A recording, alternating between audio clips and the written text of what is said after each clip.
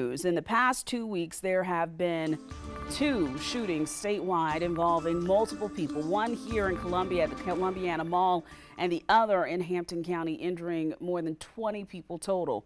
These, along with other recent shooting incidents, have prompted state lawmakers to consider changing gun laws.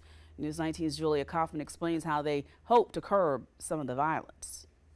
It's a rare sight when Republicans and Democrats agree over gun legislation, but the recent violence in South Carolina has united the parties in wanting change. Republicans, Democrats, black, white, everybody understands this is intolerable. People, innocent people, 76-year-old man at the mall shot for being in the food court. I mean, that's unacceptable. Richland County Democrat Senator Dick Harpootlian is aiming to strengthen the penalties for illegal gun possession. Mandatory minimum penalties of 1 year for first offense and 2 years for second offense of illegal possession of a weapon. But more importantly, it would require a general sessions court judge to set bond, not a magistrate.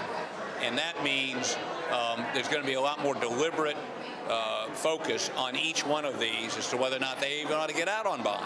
His plan is to introduce an amendment on the Senate floor to a bill that has passed the House and a Senate committee that relates to law enforcement duties. It's germane because one of the pieces of it deals with who can possess a weapon. Governor Henry McMaster backs Harpootlian's plan.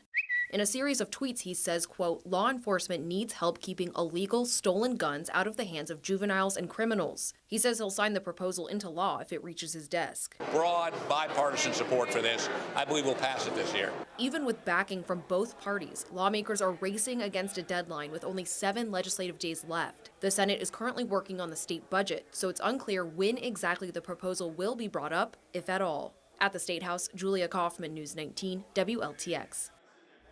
Current South Carolina law states that someone found guilty of illegally possessing a gun could be fined up to $1,000 or sentenced to more than 1 year in prison.